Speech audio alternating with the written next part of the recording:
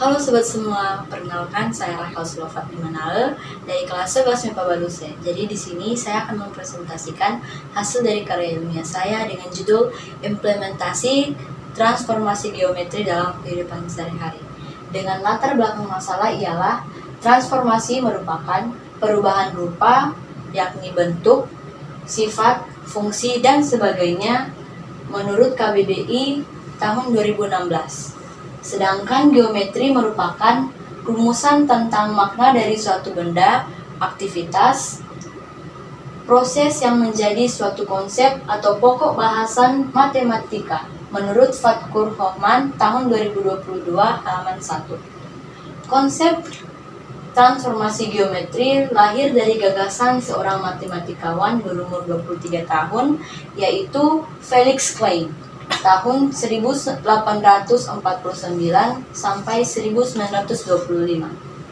Felix Klein mengungkapkan bahwa suatu bangun geometri dapat diubah letaknya atau bentuknya atau ditransformasikan. Oleh sebab itu, ada perubahan letak atau perubahan bentuk dari suatu bangun geometri. Bangun geometri ini dapat beragam, bisa segitiga, lingkaran, persegi, limas, dan lainnya. Tidak hanya sebuah geometri, garis dan titik pun juga dapat ditransformasikan karena kita tahu bangun ruang adalah kumpulan garis-garis yang dihubungkan secara sistematis serta garis adalah kumpulan titik-titik yang dihubungkan secara sistematis. Menurut Serelicios tahun 2019, transformasi geometri terdiri atas 4 jenis, yakni 1. Translasi atau pergeseran, 2. Refleksi atau pencerminan, 3. Rotasi atau perputaran, 4. Dilatasi atau perkalian. Transformasi geometri memiliki peran penting dalam kehidupan sehari-hari. Selain untuk mengasah kemampuan dalam bidang matematika, transformasi geometri mempunyai manfaat di kehidupan sehari-hari dan tanpa disadari oleh kita. Banyak kegiatan di kehidupan sehari-hari yang berkaitan dengan transformasi geometri. Misalnya adalah ketika kita melipat kertas, menggambar, dan menyusun desain interior ruangan. Untuk rumusan masalahnya ialah bagaimana penerapan materi transformasi geometri dalam kehidupan sehari-hari, dan tujuannya ialah untuk agar pembaca menjadi tahu bagaimana penerapan materi transformasi geometri dalam kehidupan sehari-hari. Dan manfaat dari makalah ini adalah untuk memberikan pemahaman yang lebih baik lagi untuk pembaca mengenai materi transformasi geometri. Yang kedua, menambah wawasan bagi pembaca mengenai implementasi transformasi geometri dalam kehidupan sehari-hari. Berikut adalah pembahasannya. Transformasi merupakan perubahan rupa, bentuk, sifat, fungsi, dan sebagainya menurut KBBI 2016. Sedangkan geometri merupakan rumusan tentang makna dari suatu benda, aktivitas, proses yang menjadi suatu konsep atau pokok bahasan matematika menurut Fatkur Hoffman tahun 2022 halaman 1. Transformasi geometri merupakan salah satu cabang geometri yang membahas perubahan letak atau bentuk suatu objek geometri akibat pergeseran, pencerminan, perputaran, dan perubahan skala atau peregangan. Untuk pembahasan yang pertama ialah translasi atau pergeseran. Translasi atau pergeseran adalah suatu transformasi yang memindahkan setiap titik pada bidang dengan jarak dan arah tertentu. Transformasi titik P pada suatu bidang berarti memindahkan atau memetakan titik P menjadi titik P aksen pada bidang yang sama. Hubungan ini dapat dituliskan sebagai berikut. P titik X, Y ditranslasikan berdasarkan titik AB menjadi P aksen, titik X tambah A, titik Y tambah B. Contohnya ialah sebagai berikut.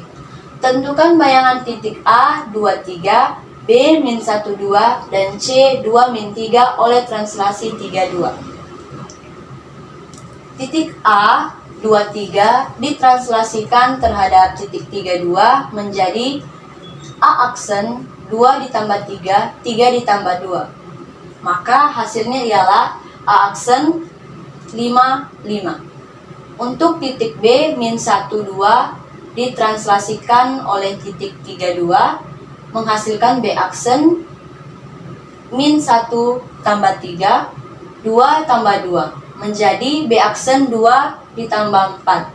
Sedangkan titik C 2 min 3 ditranslasikan terhadap titik 3, 2 menghasilkan titik C aksen 2 ditambah 3 min 3 ditambah 2 menghasilkan C aksen sama dengan 5 min 1. Lalu untuk contoh kedua, tentukan peta dari garis L sama dengan 2x ditambah 3y dikurang 1 sama dengan 0 ditranslasikan dengan vektor min 1, 1. Jawabannya, kita melakukan pemisalan melalui persamaan x aksen sama dengan x ditambah a dan y aksen sama dengan y ditambah b. Berikut adalah hasilnya. X aksen ditambah 1 sama dengan x dan y aksen dikurang 1 sama dengan y. Lalu kita akan mensubstitusikan persamaan tersebut ke dalam persamaan garis L sama dengan 2x ditambah 3y dikurang 1 sama dengan 0. Maka hasilnya adalah L aksen sama dengan 2x aksen ditambah 3y aksen dikurang 2 sama dengan 0. Dan untuk contoh yang nomor 3, yang diketahui adalah hasil bayangan. L aksen sama dengan 5x aksen dikurang 2y aksen dikurang 3 sama dengan 0. Ditranslasikan dengan vektor 2 min 1. Seperti contoh sebelumnya, kita membuat persamaan baru terlebih dahulu lalu mensubstitusikannya ke dalam persamaan yang sudah diketahui. Maka hasilnya adalah L sama dengan 5x dikurang 2y ditambah 5 sama dengan 0. Lalu contoh yang kedua, mohon maaf sebelumnya untuk materi yang kedua yakni refleksi atau pencerminan. Refleksi atau pencerminan adalah suatu transformasi yang memindahkan setiap titik pada sebuah bangun ke titik yang simetris dengan titik semula terhadap sumbu pencerminan. Sumbu pencerminan dapat berupa sebuah titik, garis, atau sebuah bidang dalam ruang. Perhatikan tabel matriks pencerminan berikut. Nah, jadi di sini ada jenis transformasi, pemetaannya, serta matriks yang bersesuaian. Untuk pencerminan terhadap sumbu X, perubahan terhadap titik yaitu titik X tetap, sedangkan titik Y berubah tanda menjadi minus ataupun positif. Sedangkan matriks yang bersesuaian ialah 1, 0, 0, min 1. Untuk jenis transformasi yang kedua ialah pencerminan terhadap sumbu Y. Di sini pemetaannya adalah posisi tetap sedangkan nilai dari X berubah tanda. Dan matriks yang bersesuaian adalah min 1, 0, 0, 1. Untuk yang ketiga ialah pencerminan terhadap garis Y sama dengan X dengan tempat yang berubah dan tandanya tetap sama. Dengan matriks yang bersesuaian 1, 0, 0, 1. Untuk yang keempat adalah pencerminan terhadap garis Y sama dengan min X. Di sini pemetaannya yang berubah adalah tempatnya dan juga tandanya. Dan matriks yang bersesuaian adalah 0, min 1, min 1, 0. Yang kelima ialah pencerminan terhadap pusat 0. Dan untuk pemetaannya tempatnya tetap dan tandanya berubah. Dan matriks yang bersesuaian ialah min 1, 0, 0, min 1. Untuk contohnya ialah sebagai berikut. Tentukan bayangan titik P 5, min 4 jika A dicerminkan terhadap sumbu X, B dicerminkan terhadap sumbu Y. 2. Tentukan bayangan garis Y sama dengan X ditambah 3 jika garis tersebut dicerminkan terhadap garis Y sama dengan min X. Berikut adalah proses penyelesaian. Nah, untuk contoh bagian nomor 1, bagian A, P itu nilainya ialah 5, min 4. Direfleksikan menjadi P aksen sama dengan 5, 4. Sedangkan B, P 5, min 4 direfleksikan menjadi P aksen sama dengan min 5, min 4. Dan untuk contoh nomor 2, pada persamaan garis Y sama dengan min X ditambah 3. Kita buat kembali pemisalan. Kita misalkan nilai Y itu sama dengan 0, maka nilai X adalah min 3. Sedangkan jika nilai X sama dengan 0, maka nilai Y sama dengan 3. Lalu setelah mendapatkan nilai pemisalan tersebut, kita akan membuat suatu titik menggunakan pemisalan tersebut. Berikut ialah titiknya. Titik A sama dengan 0, 3, lalu kita refleksikan menjadi A aksen, min 3 yang akan menjadi X1, dan 0 yang akan menjadi Y1. Lalu untuk titik B, 3, 0, direfleksikan menjadi A aksen, 0 sebagai X2, dan min 3 sebagai Y2. Lalu berikut adalah rumus yang digunakan, ialah X dikurang X1 per X2 dikurang X1 sama dengan Y dikurang Y1 per Y2 dikurang Y1. Kita tinggal mensubstitusikan nilainya, dan hasil yang akan didapatkan ialah Y sama dengan min X dikurang 3. Lalu untuk materi pembahasan selanjutnya ialah rotasi atau perputaran. Rotasi atau perputaran adalah suatu transformasi yang memindahkan suatu titik dengan melakukan putaran terhadap sudut dan titik tertentu. Suatu rotasi perlu diketahui 3 hal, yakni titik pusat, besar sudut, dan arah rotasi. Untuk menetapkan arah rotasi ditentukan bahwa A. Apabila rotasi berlawanan arah dengan jarum jam, maka arah rotasi positif. Sedangkan dan B, apabila rotasi searah dengan arah jarum jam, maka arah rotasi negatif. Lalu dalam materi rotasi ini terdapat 2 jenis. Yang pertama ialah rotasi dengan pusat 00 dan juga rotasi dengan pusat PAB. Nah, berikut adalah penjelasan mengenai rotasi dengan pusat 00. Bayangan titik A, XY oleh rotasi dengan pusat 00 dengan sudut putar alfa adalah A aksen, X aksen, Y aksen dengan X aksen sama dengan X cos alfa dikurang Y sin alfa, dan Y aksen sama dengan X sin alfa ditambah Y cos alfa. Jika dinyatakan dalam bentuk matriks, dituliskan menjadi X aksen, Y aksen sama dengan cos alfa min sin alfa cos alfa dikali XY. Matriks cos alfa min sin alfa cos alfa disebut sebagai matriks rotasi dengan pusat 00 dan besar sudut adalah alfa. Nah, untuk contohnya ialah sebagai berikut. Tentukan bayangan titik A, 1, 2 akibat rotasi yang berpusat di 00 dengan sudut putar 90 derajat. Maka kita akan menggunakan cara penyelesaian dari matriks dan juga persamaan yang telah ditentukan tadi. Nah, jadi untuk penggunaan matriks di sini kita akan memasukkan nilai sudut putarnya yakni 90 derajat. Nah, jadi di sini kita perlu mengetahui nilai-nilai dari sudut-sudut trigonometri, yakni cos 90 derajat itu nilainya 1 dan sin 90 derajat itu nilainya 1. Nah, jadi di sini kita tinggal mengalihkannya, maka hasil dari X aksen adalah min 2 dan hasil dari Y aksen adalah min 1. Begitu juga hasilnya akan sama menggunakan persamaan yang tadi. Nah, jadi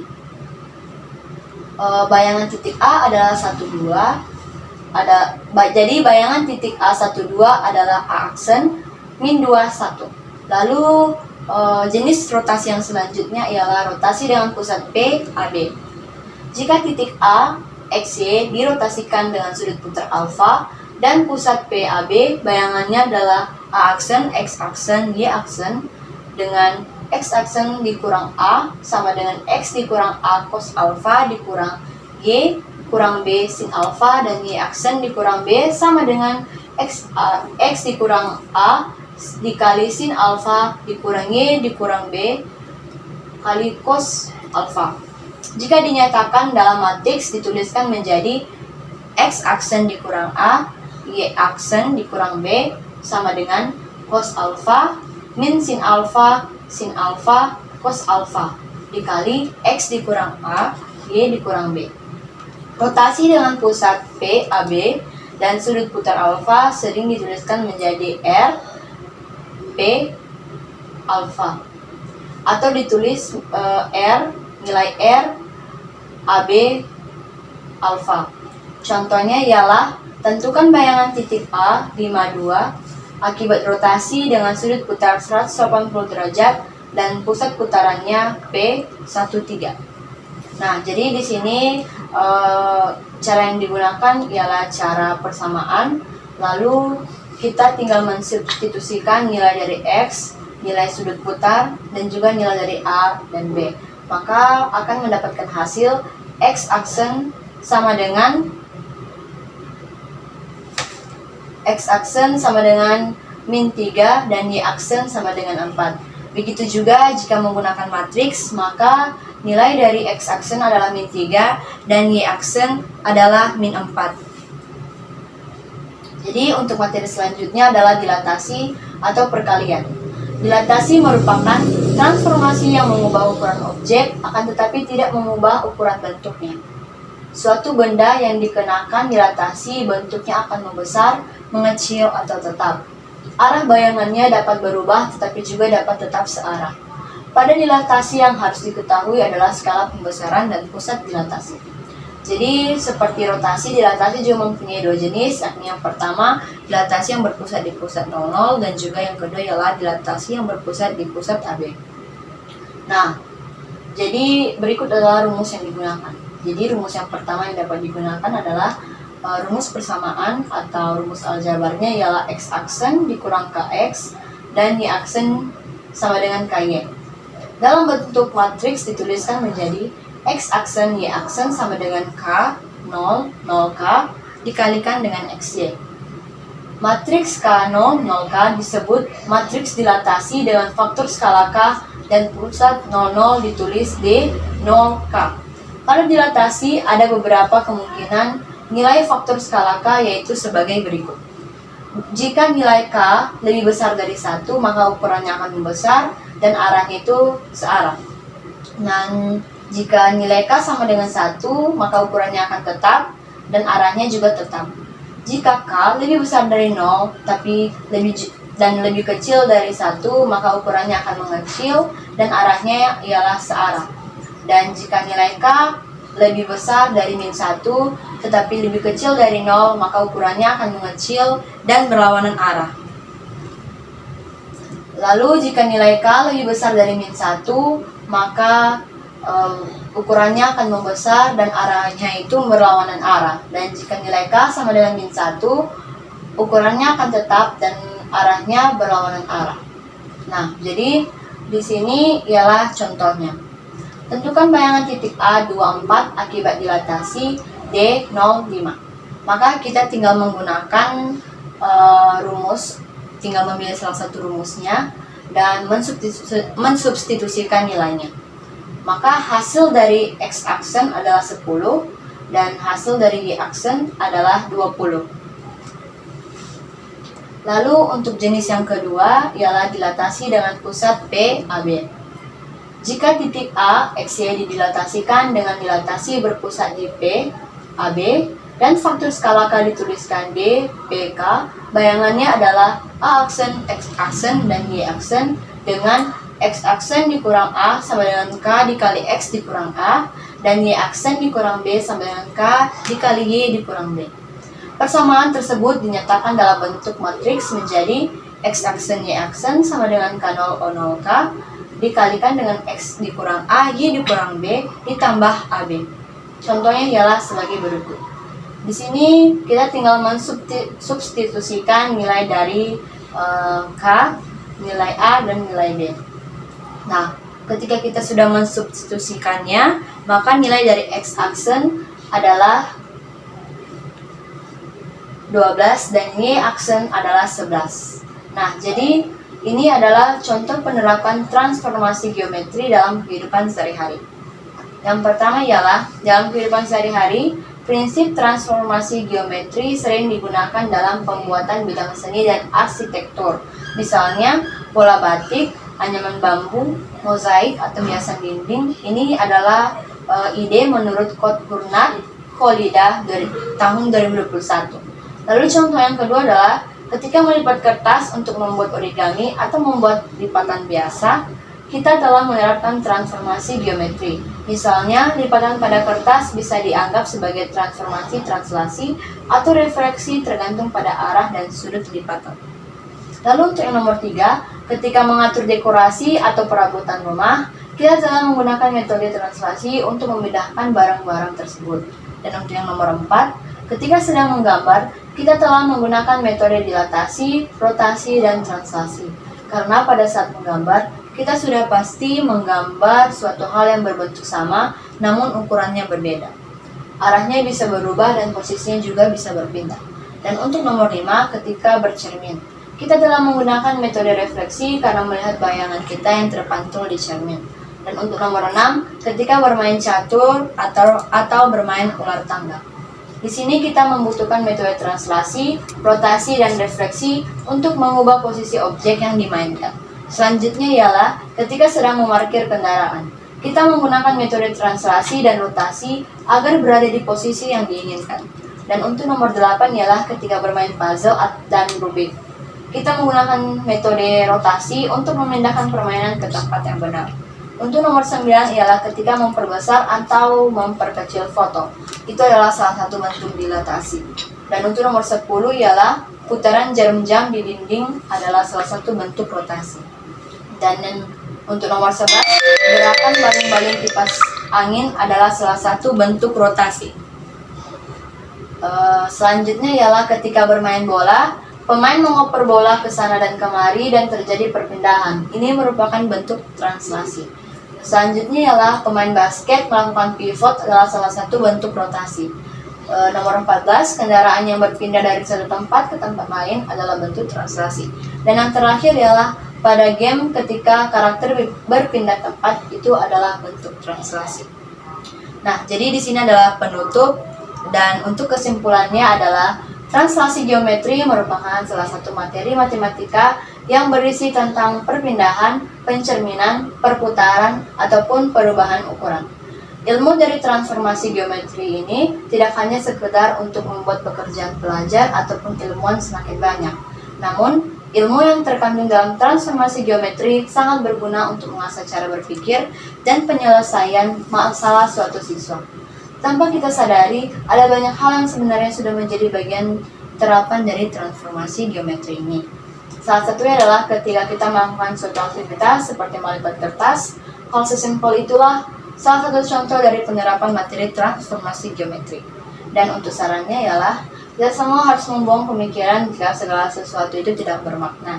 Contohnya ialah transformasi geometri ini. Banyak merasa untuk apa hal ini dipelajari, padahal tidak berguna untuk kehidupan sehari-hari. Ada banyak sekali contoh penerapan yang sangat sederhana, dimulai dari melipat kertas, merapikan perabotan, hingga bercermin. Oke, sekian dari saya. Jika ada pertanyaan, silakan ditanyakan di kolom komentar. Sekian dari saya, terima kasih. Yahoo!